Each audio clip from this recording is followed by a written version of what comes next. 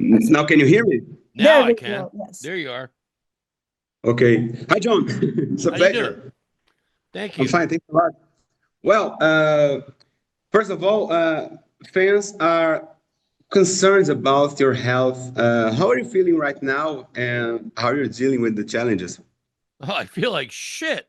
Uh, well, I mean, I've learned my lesson. First of all, never fracture your spine. That's my first tip because it's incredibly painful and it takes a long time to heal. And unfortunately, I fractured my spine in three places. And yeah, it's like other than that, I'm okay, except with the fracture. I mean, I can't sing. I can't really move around that well yet because it isn't completely healed yet, and I can't do therapy, physical therapy, because it's not healed enough yet for that. So I'm basically stuck, and it sucks, and I'm very disappointed. But what are you gonna do? Things happen. And if I would have hit where I did a foot to the left, I'd be dead right now. My truck, my vehicle got cut in half, and I missed being grounded to a tree by about a foot. Well, so glad you're alive, man. Oh, me too. Believe me, it was scary. And it was a freak accident. I mean, I hit a puddle on the Yeah. road. I hit a puddle, and I hydroplaned, and I went off the road and hit a tree, and the tree cut my car in half. And like I said, I just missed hitting the tree with my body by about a foot. They said, This made you have to take a break from performing live from the stage, but you yeah. continue to serve as Savatage musical director. Uh, what is this new dynamic like for you and for the band? Well, I mean, it's okay. I mean, it's weird. It's strange, but I mean, I put everything together.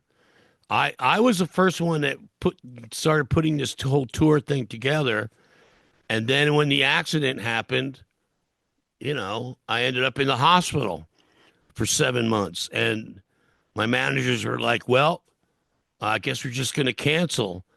I'm like, oh, man, I don't, no, no, let me think on this for a little bit.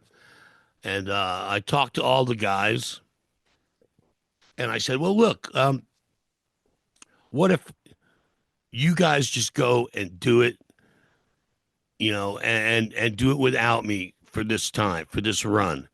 And then when I'm healed up, I'll come back and everything will be like it used to be. I didn't want to disappoint the Savatage fans because everyone was looking forward to it, and the guys in the band were really looking forward to it.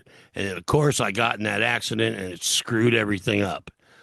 And I'm not that egotistical of a guy where I'm like, well, if I'm not there, nobody's gonna, not. I'm not like that. So I talked with everybody. I put a set list together, song list together, and I said, okay, well, you guys want to do this? Let's do it. I'm with you. I'll, I'm going to go, all the rehearsals and everything like that. I'll be there doing musical directing and stuff and whatever. And, the guys are hungry. They're going to do great. I'm very confident that they're going to kick your ass.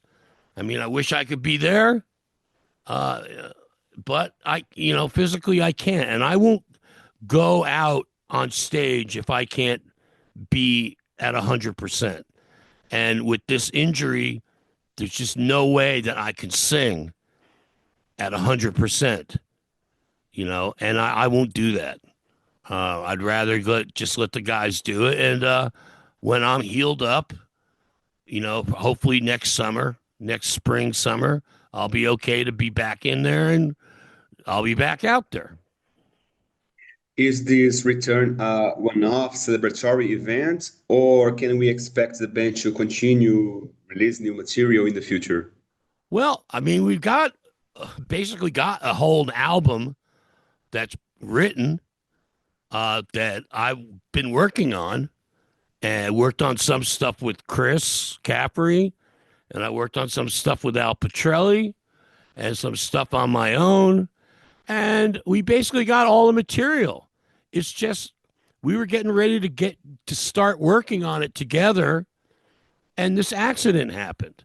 I was actually on my way to the studio when this accident happened. And it was just like bad timing. And what are you going to do? I mean, it was just a freak accident, but that stuff happens. I'm lucky to be alive. So when I'm better, we decided, well, let the guys go and do these shows in South America and maybe a couple shows in Europe. And then we'll get to work on the album. And I could do that. I can work on the album as I am right now. But I can't do any live performance, because I just don't have I can't stay on my feet that long with this spine thing. And I can't sing. I sing from my diaphragm. And let me tell you, trying to sing with fractured spine is very painful.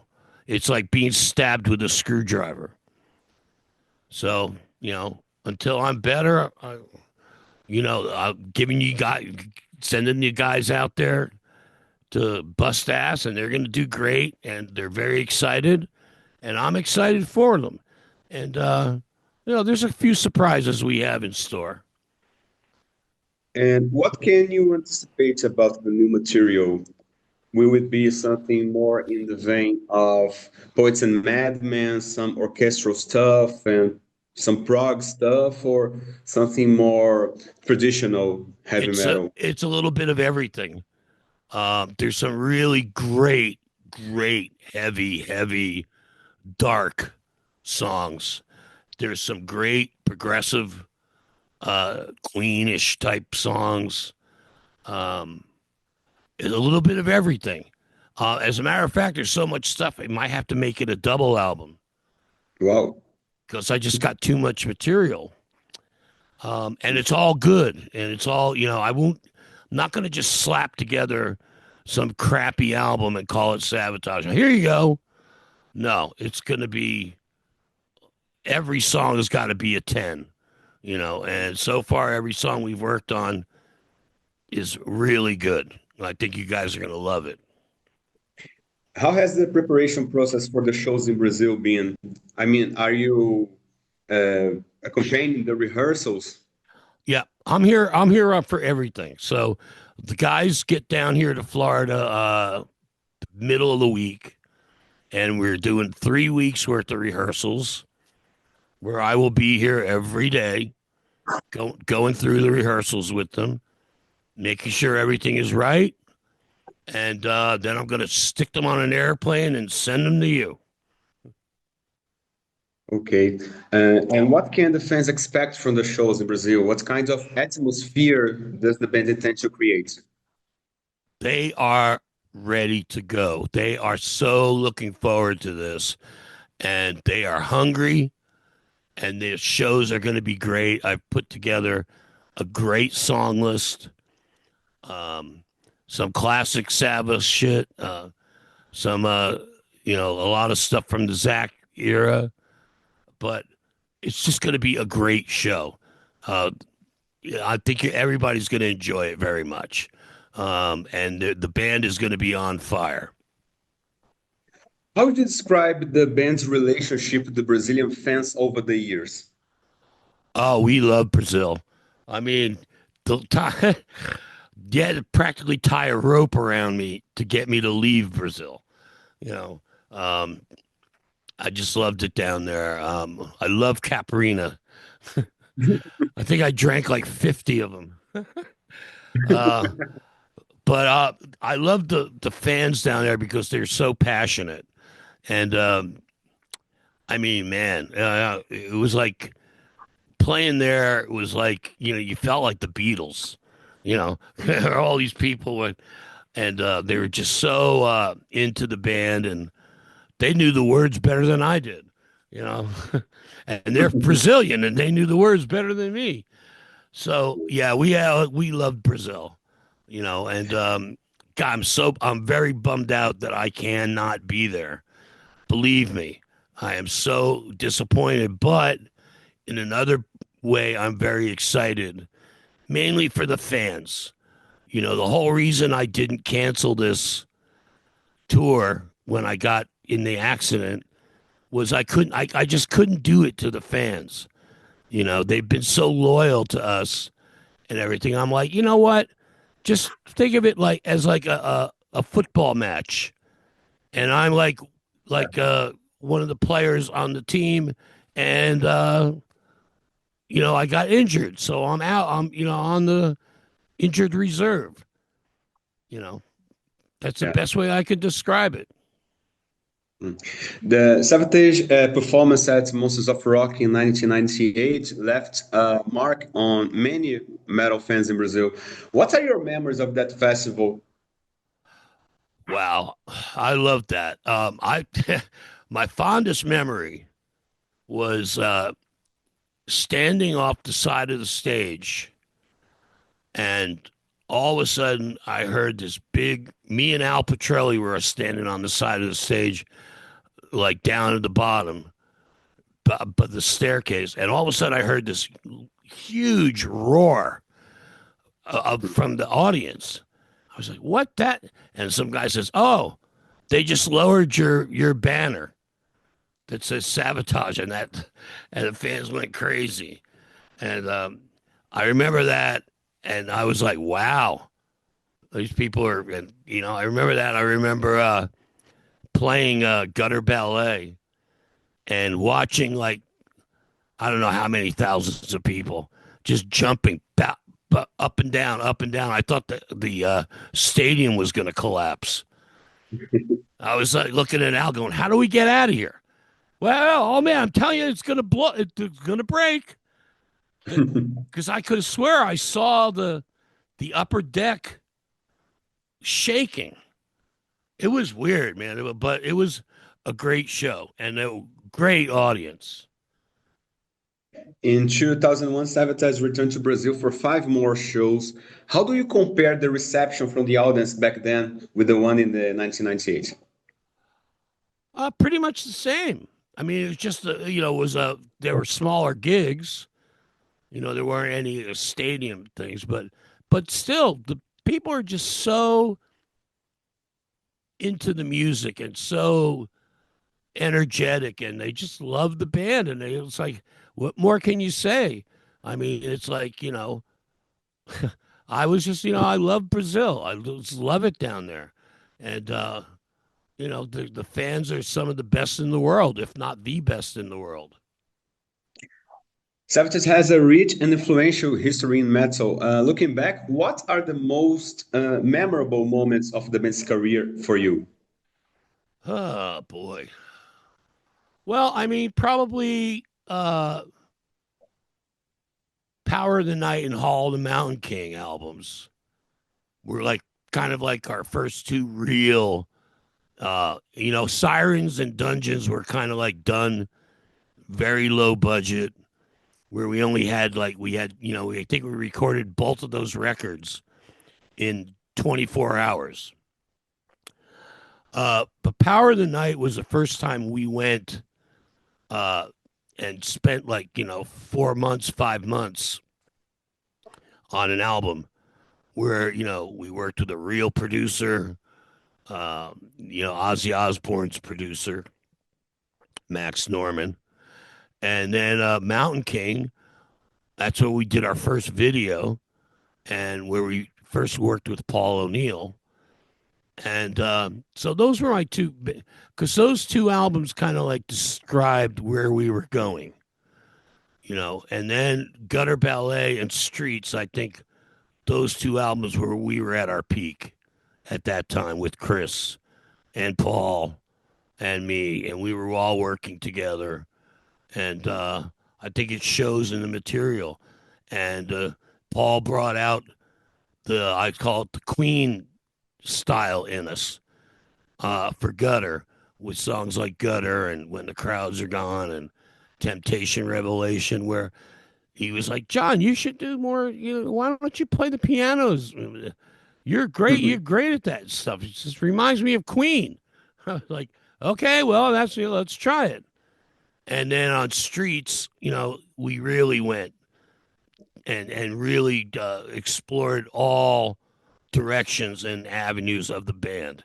So I always hated Savatage being labeled a heavy metal band, because we were a lot more than just a heavy metal band.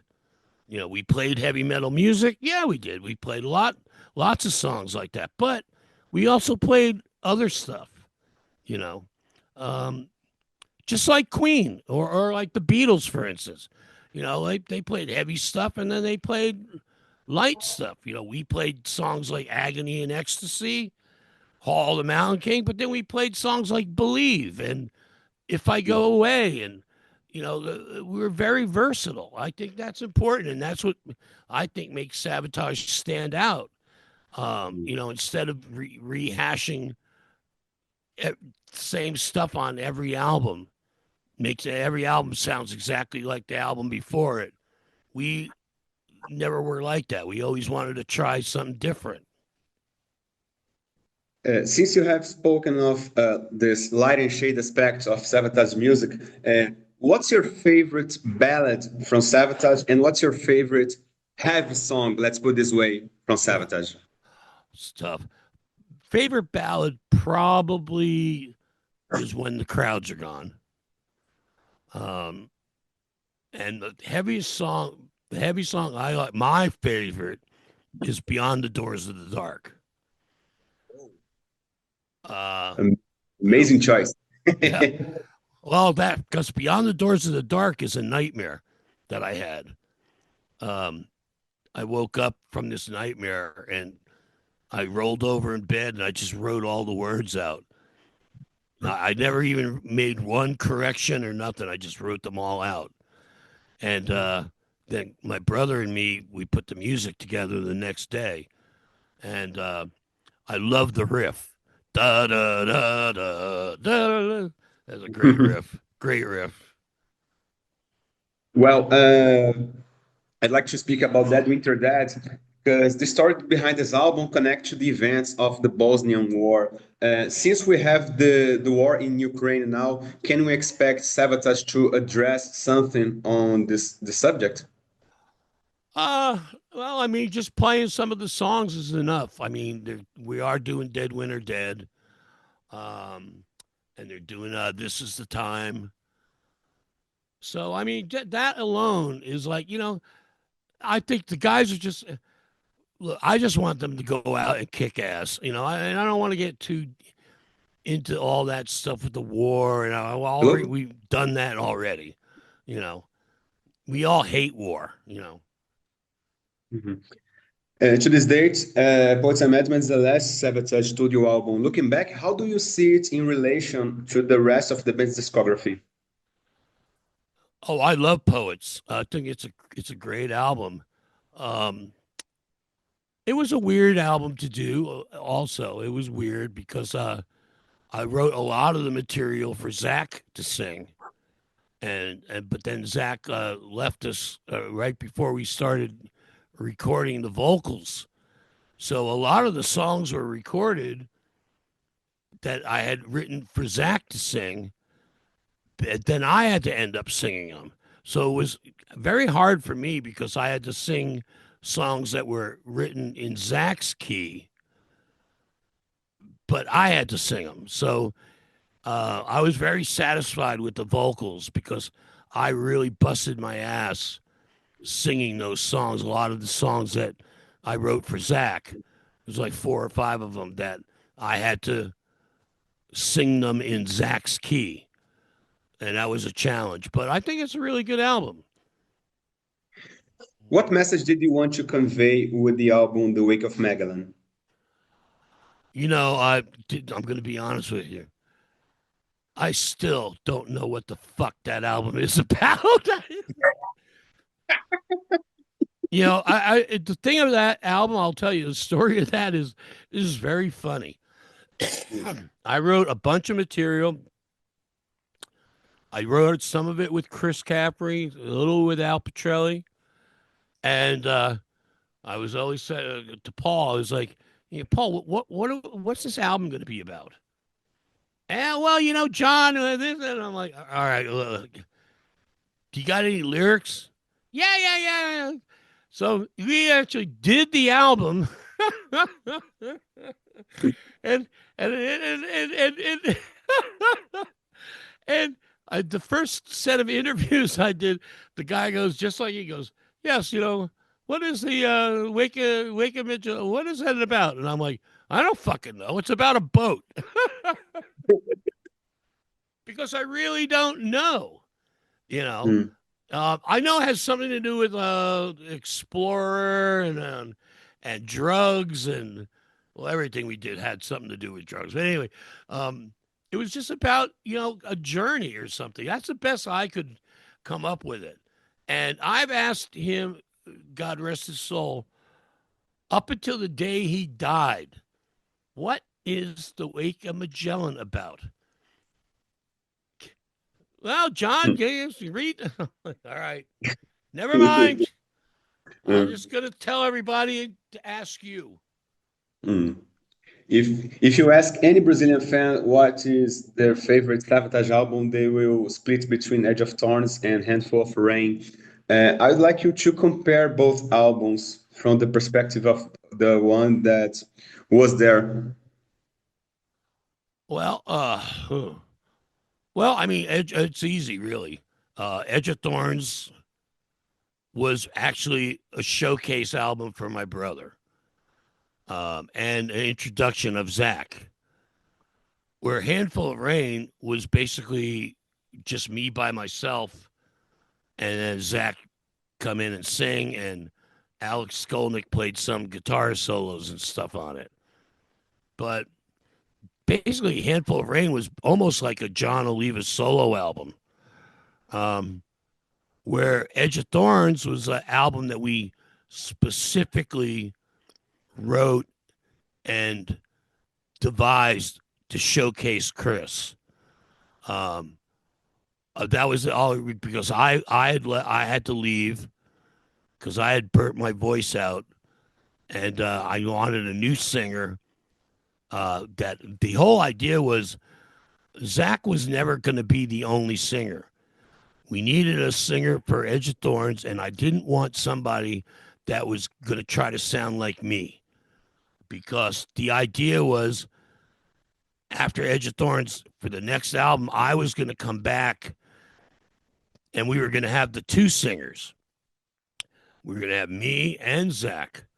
So that's why I picked Zach because his voice was so much different than mine. And then that I was going to come back. Then of course Chris got killed, and that was a flat tire on the truck, and that idea never materialized. Um, which is sad because I think that would have been killer.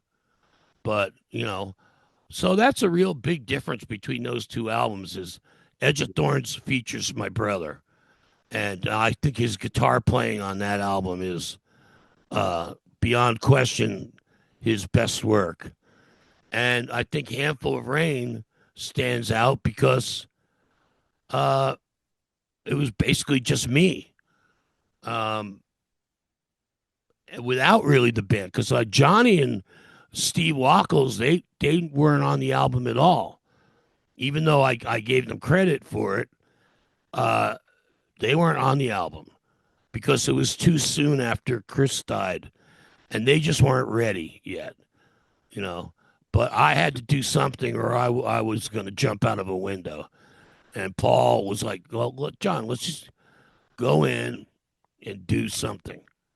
And that's what we did. We came out here to the studio every day, and I would sit out back by myself, and I would try to write something, and then Paul would show up around 6, 7 o'clock at night, and I would play him what I worked on, and we would make a song out of it.